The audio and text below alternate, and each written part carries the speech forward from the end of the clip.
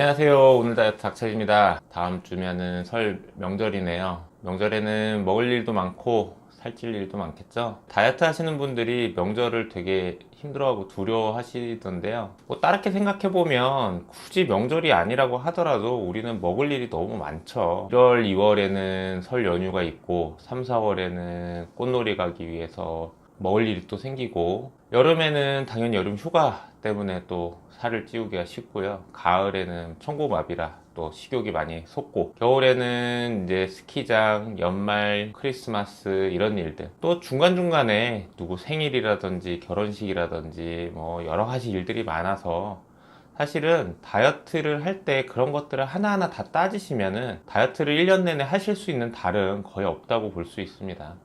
그러니까요, 연말이라고 또 연초라고 명절이라고 거기다 큰 의미를 두지 마시고요. 지금 내가 다이어트를 하고 있다면 어떤 그런 큰 의미를 갖는 것들을 과감하게 좀 버리실 필요가 있어요. 근데 어찌됐든 명절이 되면은 당연히 음식이 굉장히 많이 준비가 되는 경우들이 대부분이실 텐데요. 그럴 때 몇 가지 조금 주의하셨으면 하는 상황에 대해서 조금 얘기를 해보려고 합니다. 자, 명절에 우리가 살을 많이 찌우는 가장 큰 첫 번째 이유는 뭘까요? 음식 종류가 워낙 많기 때문에 그럴 수 있는데요. 전도 여러 가지, 나물도 여러 가지, 뭐 갈비찜, 뭐 잡채, 떡국, 뭐 이런 것들이 굉장히 많잖아요. 그래서 그런 음식들을 다 맛보려고 하시지 않는 게 첫 번째로 중요한 내용이 되겠습니다. 그래서 드시고 싶은 거는 드세요. 다 안 먹고 살 수는 없으니까요. 드시고 싶은 건 드시는데, 다만 기존에 식사를 정해놓고 드셨을 거 아니에요. 그 시간에만 좀 드시려고 노력을 하시고요. 그 다음 신경 쓰실 거는 한 번에 다 맛보려고 하지 않도록 주의를 하시라는 거죠. 예를 들면은 아침에 명태전을 먹었으면 두부전은 점심에, 호박전은 저녁에, 아침에 고사리를 먹었으면 점심에는 숙주나물 드시고 저녁에는 시금치나물 드시고, 이런 식으로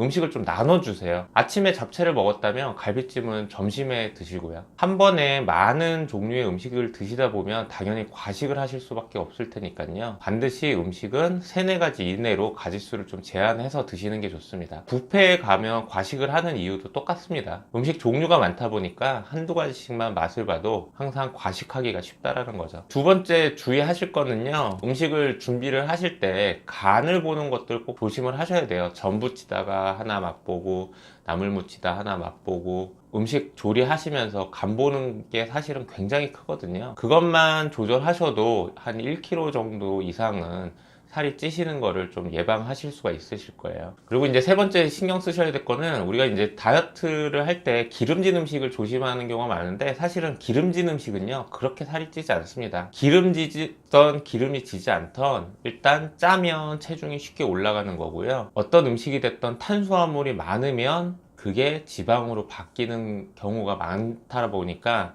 탄수화물을 좀 조심하시라는 거죠. 그래서 명절에 특히 조심하실 거는 과일 종류들, 그리고 음료수 같은 거, 뭐 식혜, 수정과 이런 것들, 뭐 곶감 말린 거, 한과, 이런 탄수화물들을 최대한 좀 피하려고 노력을 하시는 게 좋고요.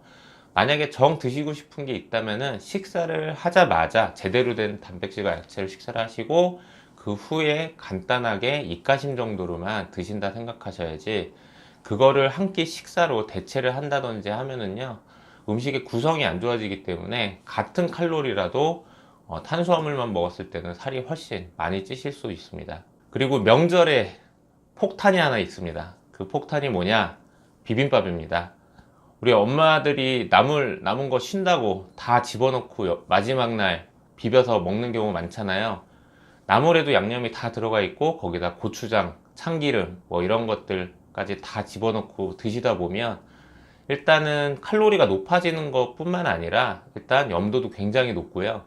음식이 섞이게 되면은요, 평소보다 많은 양을 드시게 될 거예요. 그러니까 음식은 절대로 섞지 마시고, 비빔밥이나 아니면 전을 집어넣고 끓인 찌개 같은 것들은요 꼭 좀 피하셔야 될 음식이라고 생각을 하셨으면 좋겠어요. 자, 그리고 이제 친척들끼리 만나면 술을 한잔 하실 수도 있잖아요. 이전에 연말 회식에 대해서 얘기할 때도 뭐 한번 얘기를 했었지만, 술은 만약에 굳이 드신다고 하신다면은 증류주를 드시는 게 좋습니다. 소주나 양주 같은 것들이 훨씬 낫고요.